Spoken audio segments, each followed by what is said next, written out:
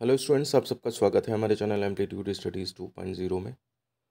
देखिए, जो UP diploma में मैथमेटिक्स 1 की बुक चलती है, जो सार्थक पब्लिकेशन की बुक है, उसकी एक्सरसाइजेस के सॉल्यूशन हम आपको इस वीडियो के माध्यम से दिया करते हैं। और इसका सिलेबस और पैटर्न पूरी तरह से बदल दिया गया है और इस वजह से पूरी एक्सरसाइज के सॉल्यूशन मिलना पॉसिबल नहीं थे इस बार। तो इसलिए हमने ये पहल की थी कि सभी बच्चों को इसका सॉल्यूशन मिल पाए। इसी क्रम में देखिए, एक्सरसाइज 11 हम चला रहे हैं और ये आपकी आंशिक भिन्नों के ऊपर बेस्ड है। पिछले लेक्चर तक हम इसके क्वेश्चन नंबर 4 के फर्स्ट पार्ट तक कंप्लीट कर चुके थे और आज के इस लेक्चर में हम क्वेश्चन नंबर 4 के सेकंड पार्ट से आगे बढ़ेंगे। देखते हैं कितने क्वेश्चन इस वीडियो में हो पाते हैं। उससे पहले मैं बता दूं, अगर आपने सब्सक्राइब नहीं किया है चैनल को सब्सक्राइब ज़रूर कर लें। साथ ही साथ टेलीग्राम चैनल और व्हाट्सएप ग्रुप में भी ऐड हो जाएं। तरीके मैं बताता रहता हूँ अक्सर वीडियोज़ में। और इसके साथ ही BTUP कॉपी कैसे भरी जानी है, टाइम मैनेजमेंट कैसे करना है ताकि 3 घंटे में आप पूरा पेपर सॉल्व कर पाएँ, ये सब इन वीडियोस के लिंक डिस्क्रिप्शन में दिए हुए हैं। ये जो वीडियो देख रहे हैं आप, इससे अगर पीछे की एक्सरसाइज और आगे की एक्सरसाइज के वीडियोस देखने हैं तो भी आप डिस्क्रिप्शन में जाकर के पूरी प्लेलिस्ट का लिंक है उसको देख सकते हैं। तो बहरहाल यहाँ पर हम अपना सेकेंड पार्ट स्टार्ट करते हैं। देखिए, ये है 2x³ - 5x² + 2x + -1 divide by x² - 3x + 2। तो देखिए, हर पार्शियल फ्रैक्शन के क्वेश्चन में पहले आप नंबर पे आपको यही टेस्ट करना होता है कि हमारा जो दिया हुआ क्वेश्चन है वो प्रॉपर फ्रैक्शन है या नहीं, मतलब सामान्य भिन्न है या नहीं। यानी कि ऊपर x की पावर कम होनी चाहिए, नीचे ज़्यादा होनी चाहिए। यहाँ पर आप देखिए कि ये ऊपर ज़्यादा पावर है, नीचे कम है, इसलिए सामान्य भिन्न नहीं है, हमें इसे सामान्य भिन्न में बदलना पड़ेगा। हर एक के अंदर पहला ये क्वेश्चन जो है वो होना चाहिए। तो अब यहाँ पर हम क्या करेंगे, नीचे जो दिया है पोर्शन उससे हम इसमें डिवाइड करेंगे। तो जो तरीका डिवाइड का आपने सीख रखा है उसी तरीके से हम डिवाइड करेंगे। यहाँ पे आप देखिए, यहाँ पे x² है, यहाँ 2x³ है। क्या हम ऐसा मल्टीप्लाई कर दें किस चीज़ से कि यहाँ 2x³ बन जाए इससे मल्टीप्लाई करने पे? तो जितने जितने की कमी है वो देख लीजिए। x³ है, यहाँ x² तो एक x की कमी है तो हमने एक x ले लिया यहाँ पे, और फिर उसके बाद 2 भी लाना है तो 2 भी ले लिया। तो अब मल्टीप्लाई जब करेंगे 2x से तो सारे में करना पड़ेगा फिर पूरे में। तो सारे में करा है तो ये इस तरह से 3 टर्म आई हैं। अब पहले वाले में भी वही लाना था जो ऊपर था, तो माइनस करेंगे जब तो ये कटेगा पूरा। माइनस भी करना है, कटना भी है ना। और बाकी जो बचे हैं इनको एडजस्ट करके यहाँ यहाँ पे लिख दिया, और ये -1 जो बचा हुआ था ये भी नोट कर लिए यहाँ पे। अब आप देखेंगे कि यहाँ से जो है वो x² यानी कि 1 टाइम्स जा सकता है, तो आप इसमें यहाँ पे 1 टाइम ले जाएंगे। अच्छी बात है कि ये कट जाएगा क्योंकि वो बराबर करा ही था, बाकी बचे हुए यहाँ पे आ जाएंगे। अब देखिए, अब पावर जो है यहाँ पे कम हो गई है और यहाँ पे ज़्यादा पावर है। अब ये सामान्य भिन्न बन गया है। यहाँ पर भी देखिए x² था और यहाँ पे x² ये था, तो इसका मतलब जो था कि सामान्य भिन्न नहीं थी। अब जो है सामान्य भिन्न हो गई, तो हम इसको अब जो है डिवाइड के फॉर्म में ऐसे लिखेंगे कि जब हम इसमें डिवाइड करेंगे यानी कि this much upon this much is equal to कितना होगा जा करके, तो 2x + 1 ये, ठीक है ना, और +x - 3 अपॉन इतना, ये लिखेंगे। अब इसमें देखिए, इसको पार्शियल फ्रैक्शन बदलना है तो नीचे फ्रैक्शन होंगे तो अच्छी बात है। तो हमने क्या किया, नीचे फ्रैक्शन करना शुरू किया और फ्रैक्शन करके फिर ये x - 2 और आपका कितना x - 1 ये बन गया जा करके, ठीक है ना।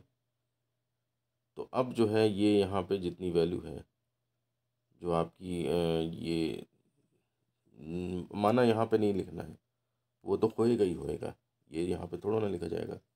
मतलब अतः ऐसे लिख सकते हैं आप, अतः जो हमारा ये सामान्य भिन्न नहीं था वो इज इक्वल टू 2x + 1 इतना आ गया, यानी कि अब ये आगे जो है वो हमारा सामान्य भिन्न है। अब इतने को उठाएंगे हम बस।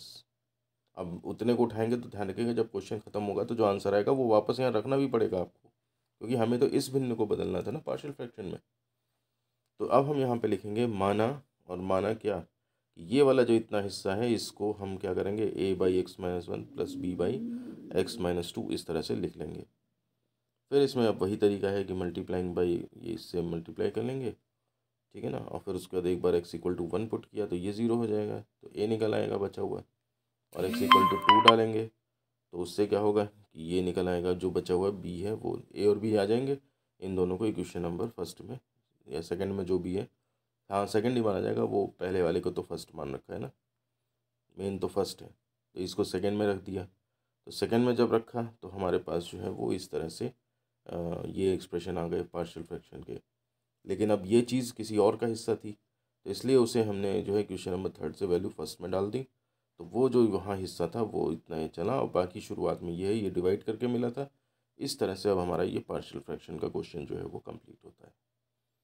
तो आप ध्यान दीजिए, प्रॉपर फ्रैक्शन अगर नहीं है तो उसे बदलना पड़ेगा, फिर उसमें से टुकड़े लेकर के उनके पार्शियल फ्रैक्शन निकाल के और फिर उसके बाद जो है आपको वापस पुट करने पड़ेंगे। तो ये क्वेश्चन थोड़ा सा लेंथ बढ़ जाती है, अक्सर लोग ये काम भूल जाते हैं, वो यहीं पे लाके ख़त्म कर देते हैं बस आंसर, तो इसलिए थोड़ा सा रह जाता है। अब इसमें आपके 5 में से 3 नंबर मिलेंगे या 4 नंबर नहीं जानते, लेकिन अगर आप पूरा ही कर देंगे तो 5 नंबर पूरे पूरे पक्के हो जाते हैं आपके।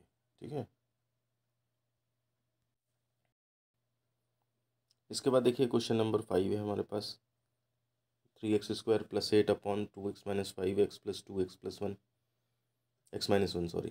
तो यहाँ पे 3 है, यहाँ पे 2 है, तो ये प्रॉपर फ्रैक्शन है, बिल्कुल है। सीधे हम स्टार्ट कर सकते हैं, फैक्टर भी नीचे दिए हैं, बहुत अच्छी बात है। तो ये is equal to a by एक फैक्टर, b बाई दूसरा, c बाई तीसरा, इस तरह मान लिया, फिर इतने पूरे से मल्टीप्लाई कर दिया। उसके बाद जो है वो अब एक एक करके वैल्यू पुट करी है। तो एक बार x5/2 रखा, तो ये वाला जहाँ जहाँ ये है ये 0 हो जाएगा, तो a निकल आएगा आपके पास। ठीक है ना, ये निकल आएगा। कैलकुलेशन अब देखिए बहुत डिटेल हो जाएगी, ये प्रैक्टिस आपको ही करनी है, क्योंकि पेपर में परफॉर्म आपको ही करना है।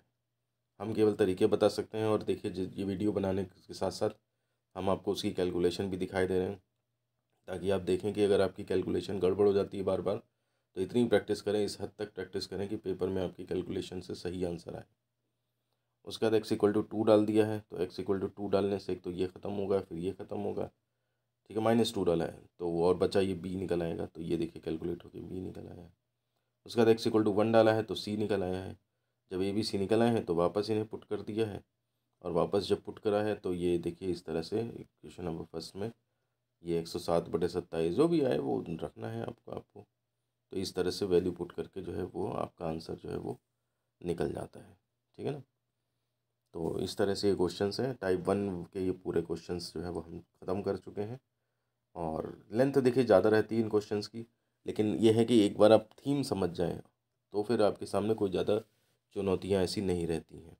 कैसे तोड़ना है, कैसे ये सीखना है तोड़ना, बाकी कैलकुलेशन तो सेम है। अच्छा, अभी तक हमारे पास वैल्यू पुट करके ही आंसर निकल आए, कभी कभी वैल्यू पुट करके नहीं निकल पाते हैं, वो क्वेश्चंस भी जब आएंगे तब हम उनको सीखेंगे। खैर अभी आप जो है वो देखिए, और ये चैप्टर इतना आसान है कि इससे मार्क्स नहीं गलत होने चाहिए, नहीं गलत होने चाहिए, नहीं गलत होने चाहिए, कई बार मैं बोल चुका हूँ। ठीक है, ये कुछ ऐसे चैप्टर्स हैं जिनसे अगर नंबर किसी के कटते हैं तो उससे बड़ा बदनसीब इंसान कोई नहीं होगा। ठीक है, तो इसलिए इन बातों का ध्यान रखें। बाकी वीडियो की लेंथ ज़्यादा हो रही है, हम इस वीडियो को यहीं पे रोकते हैं। वीडियो पसंद आया लाइक करें, दोस्तों में शेयर करें, चैनल पे पहली बार है सब्सक्राइब ज़रूर कर लें। मिलते हैं आपसे ऐसे किसी नेक्स्ट वीडियो में, धन्यवाद।